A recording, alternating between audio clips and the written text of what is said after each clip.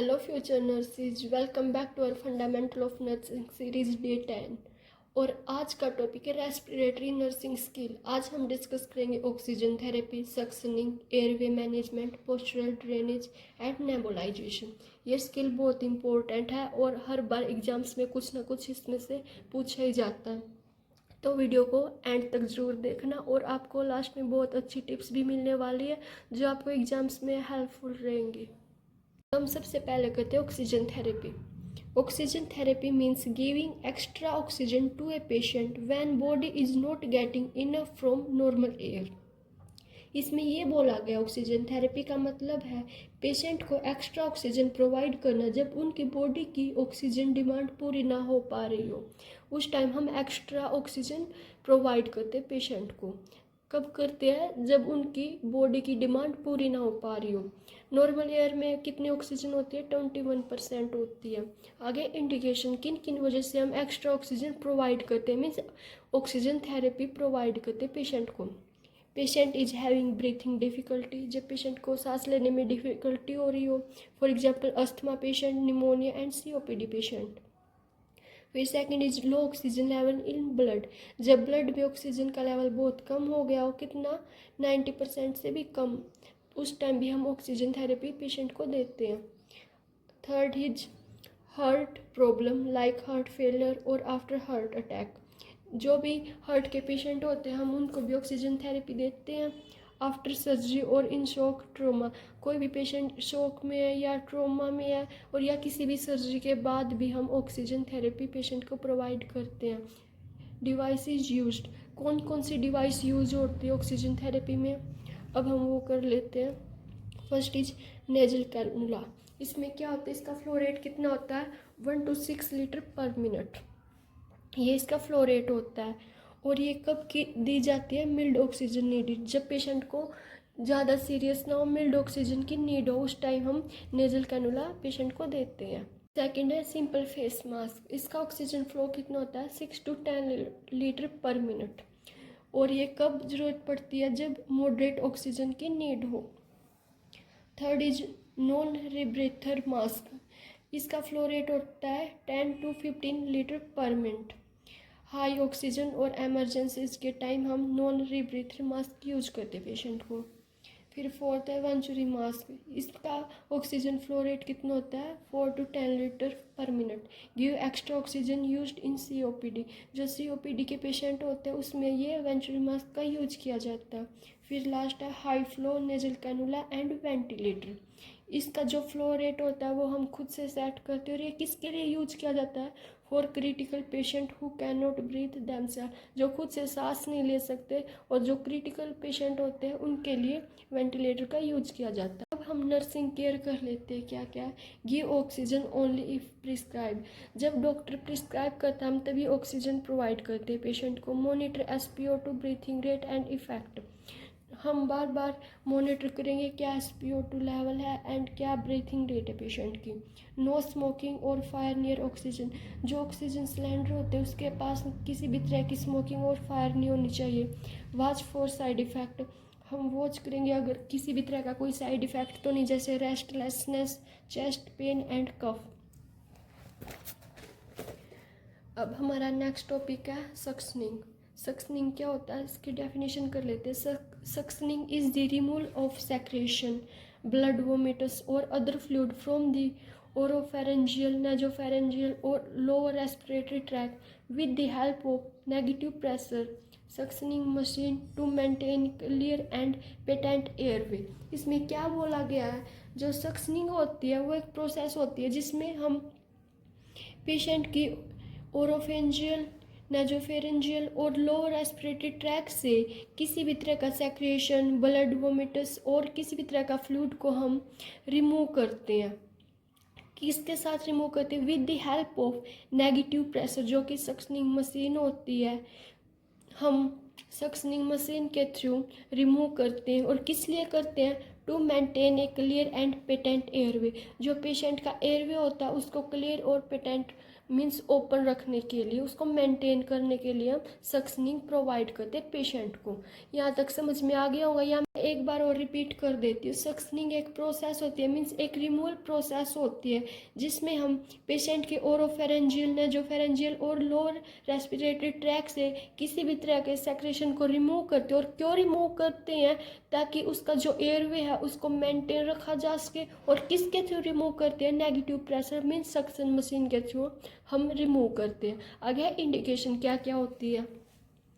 Visible secretion इन airway. अगर हमें किसी भी तरह का सेक्रेशन दिखाई दे रहा है एयरवे में तो हम सक्शनिंग करते हैं। गर्गलिंग ब्रीथिंग साउंड हो, डिस्पीनिया ट्रैकिपीनिया, अगर ब्रीथिंग डिफिकल्टी है या उस टाइम भी हम सक्शनिंग देते हैं मीन्स करते हैं। डिक्रीज्ड ऑक्सीजन सेचुरेशन, जब ऑक्सीजन का लेवल कम हो गया हो। इनएबिलिटी टू कफ इफेक्टली, अगर पेशेंट अच्छे से कफिंग नहीं कर पा रहा हूँ। आगे इसके टाइप कौन कौन से होते हैं? फर्स्ट इज ओरोफेरेंजियल सक्शनिंग, जो कि माउथ एंड थ्रोट से होता है। सेकंड नैरोफेरेंजियल सक्शनिंग, जो कि नोज टू फेरेंक्स होता है। Third is endotracheal suctioning and fourth and last is tracheostomy suctioning. ये थे इसके टाइप। किसके टाइप थे? ये सक्शनिंग के टाइप थे। आगे है इक्विपमेंट, कौन कौन से इक्विपमेंट यूज होते हैं सक्शनिंग के time? First is suction catheter, sterile gloves, mask, goggles. Suctioning machine जिसका प्रेशर होता है 80 to 120 mmHg for adult and 60 to 80 mmHg for children. ये जो बच्चों का और अडल्ट का है, जो सक्शनिंग मशीन का प्रेशर है वो डिफरेंट होता है, ये एज पे डिपेंड करता है। आगे normal saline for flushing catheter, और हमें क्या नॉर्मल सलाइन की भी ज़रूरत पड़ती है कैथेटर को फ्लश करने के लिए। आगे प्रोसीजर, जर्नल स्टेप, क्या क्या स्टेप होते हैं? First is explain procedure position to patient.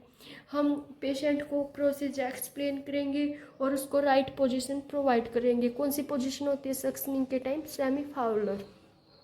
Second is hand hygiene, wear PP kit. हम अच्छे से हैंड हाइजीन मेंटेन करेंगे और पीपी किट को वियर करेंगे।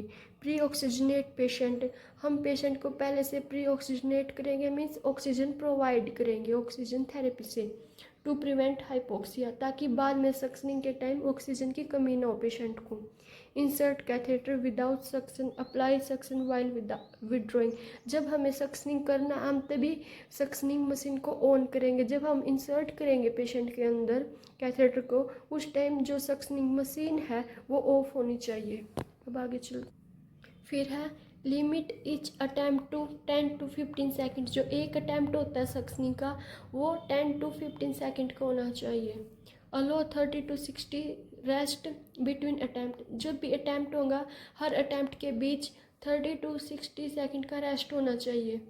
रीअसेस SpO2 एंड ब्रीथिंग, हम जो SpO2 लेवल है पेशेंट का और ब्रीथिंग रेट है, पैटर्न है, उसको रीअसेस करेंगे। आगे कॉम्प्लिकेशन, सक्शनिंग के टाइम कौन कौन सी कॉम्प्लिकेशन देखने को मिलती है? Hypoxia, bradycardia, arrhythmia, tumour to airway, mucus bleeding.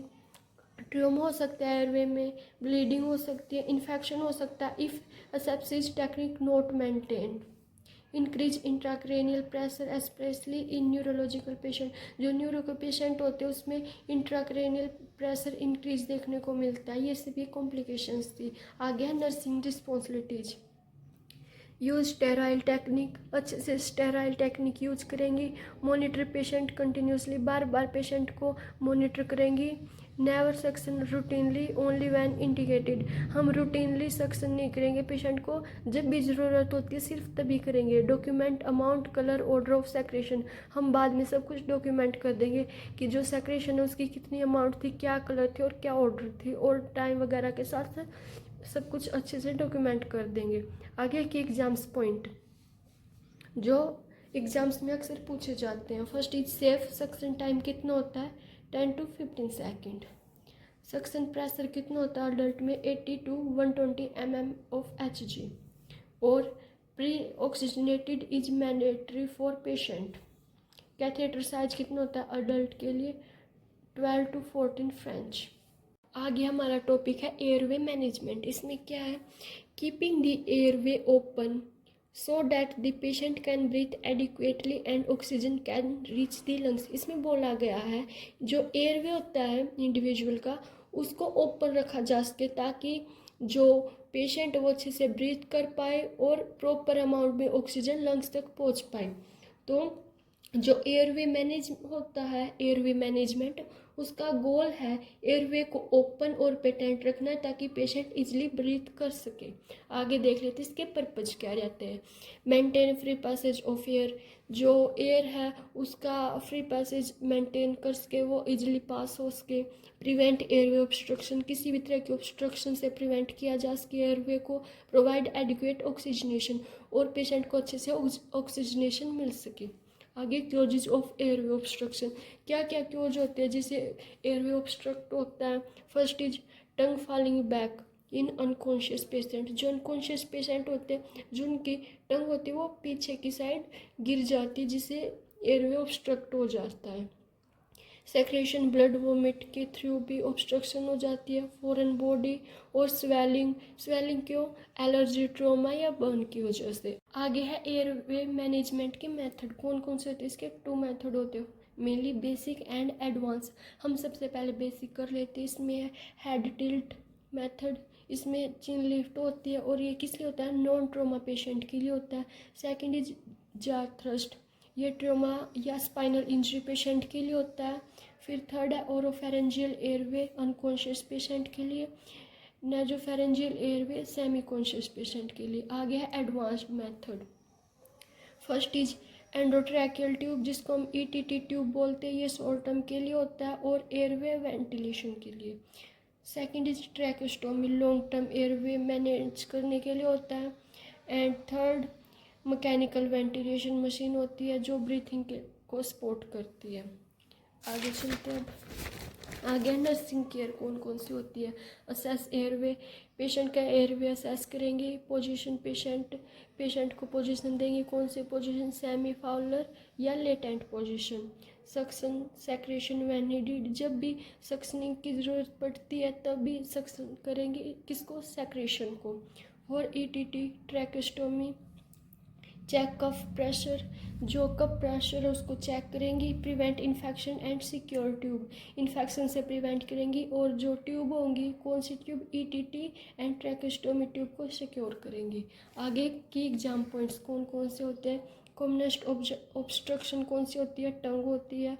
OPA किस लिए यूज होता है, सिर्फ अनकॉन्शियस पेशेंट के लिए।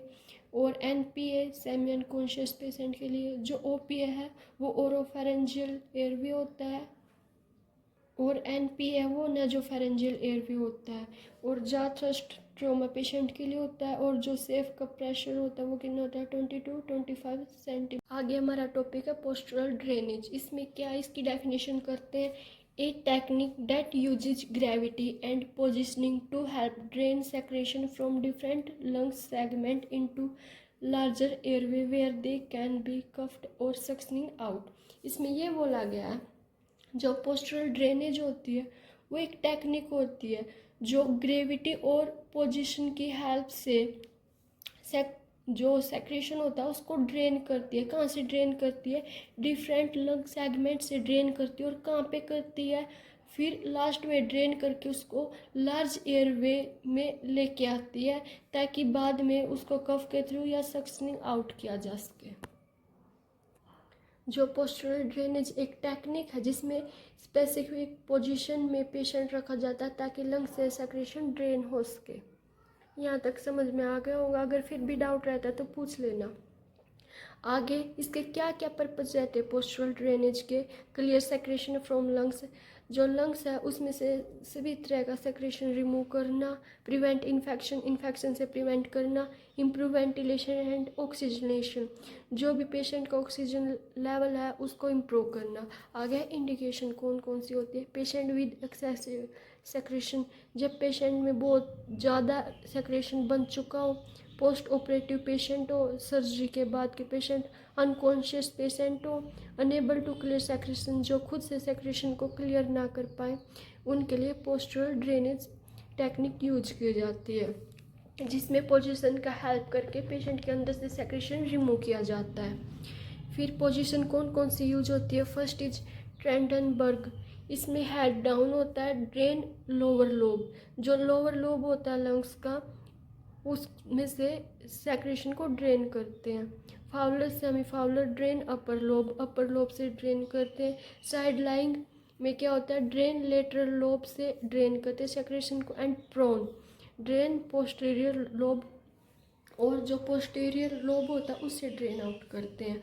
Often combined with chest therapy, percussion and vibration, जो भी ये पोजीशन है, ये टेक्निक है, इसको चेस्ट थेरेपी के साथ कंबाइन किया जाता है परकशन एंड वाइब्रेशन के साथ। आगे कॉन्ट्राइंडिकेशन कौन कौन सी होती है, जो हम पोस्चरल ड्रेनेज करते हैं उस टाइम बहुत सी कॉन्ट्राइंडिकेशंस भी हो सकती है जिसका हमें ध्यान रखना चाहिए। First is raised intracranial pressure, जो इंट्राक्रेनियल प्रेशर होता है वो बढ़ जाता है, सीवियर हाइपरटेंशन हो जाती है, कार्डियक डिजीज देखने को मिलती है, spinal injury, rib fracture and haemoptysis. इसमें क्या होता है, जो सेक्रेशन होता है, स्पूटम होता है, उसके साथ में ब्लड देखने को मिलता है। अब हम आगे चलते हैं। आगे हमारा लास्ट टॉपिक है नेबुलाइजेशन। इसमें क्या होता है, इसकी डेफिनेशन करते हैं। Process of delivering medicine in form of mist directly to the lungs using a nebulizer. ये एक प्रोसेस होती है जिसमें नेबुलाइजर एक मशीन होती है, उसका यूज करके मेडिसिन को मिस्ट फॉर्म में डायरेक्टली लंग्स तक डिलीवर किया जाता है, उसको हम नेबुलाइजेशन प्रोसेस बोलते हैं। आगे पर्पज क्या क्या रहते हैं, डायलेट एयरवे, एयरवे को डायलेट करने के लिए, लूज एंड थिक सेक्रेशन, अगर सेक्रेशन बना उसको लूज करने के लिए, रिड्यूस इन्फ्लामेशन इन एयरवे, अगर एयरवे में इन्फ्लामेशन बनी हो इसको रिड्यूस करने के लिए, and provide humidification, humidity provide करने के लिए पेशेंट को। आगे इंडिकेशन कौन कौन सी होती है, अस्थमा पेशेंट के लिए होता है COPD and bronchitis, and respiratory distress patient हो गए या पोस्ट ट्रैकोस्टोमी केयर के लिए नेबुलाइजेशन किया जाता है। आगे कॉमन ड्रग यूज, कौन कौन सी ड्रग यूज होती है, ब्रोंकोडाइलेटर के लिए होती है सैल्बुटामोल, स्टेरॉइड होती है बुडेसोनाइड, एंकोलाइटिक होती है एसिटाइलसिस्टीन, एंड एंटीबायोटिक होती है टोब्रामाइसिन, जो कि स्पेसिफिक केसेस में यूज की जाती है। आगे नर्सेज की क्या क्या रिस्पॉन्सिबिलिटीज रहती है, एक्सप्लेन प्रोसीजर। सबसे पहले नेबुलाइजेशन करते टाइम पेशेंट को प्रोसीजर एक्सप्लेन करेंगे। गिव अपराइट पोजीशन, पेशेंट को अपराइट पोजीशन प्रोवाइड करेंगे। Use prescribe dose and solution, जो भी डोज और सॉल्यूशन प्रिस्क्राइब किया गया है पेशेंट को हम उसका यूज़ करेंगे। Clean nebuliser equipment after each use, जिस भी पेशेंट को हम नेबुलाइज करेंगे उसके बाद हम मशीन को अच्छे से क्लीन करेंगे हर पेशेंट के बाद। Monitor patient breathing, pulses and O2 saturation, जो पेशेंट का ब्रीथिंग पैटर्न होगा, पल्सेज होंगे और O2 सैचुरेशन है हम उसको मॉनिटर करेंगे। और वॉच फॉर साइड इफ़ेक्ट, अगर हम नेबुलाइजेशन के बाद कोई भी साइड इफ़ेक्ट देखने को मिलता है हम ऑब्जर्व करेंगे, अगर देखने को मिलता है तो हम फिजिशियन को रिपोर्ट करेंगे। अब हम एक बार समरी कर लेते हैं हमने क्या क्या किया। ऑक्सीजन थेरेपी पेशेंट को सेफ ऑक्सीजन प्रोवाइड करता है, सक्सनिंग से सेक्रेशन रिमूव करना, एयरवे मैनेजमेंट से एयरवे पेटेंट रखना, पोस्चरल ड्रेनेज और नेबुलाइजेशन से लंग क्लियर और मेडिकेशन इफेक्टिव हो। नर्स की रिस्पॉन्सिबिलिटी है पेशेंट मॉनिटर सेफ्टी और कॉमन इंश्योर करना, कंफर्टेबल इंश्योर करना। ये था डे 10 का लेक्चर। अगर आपको ये वीडियो हेल्पफुल लगा तो लाइक शेयर और सब्सक्राइब करें। कल मिलते हैं डे 11 के लेक्चर में।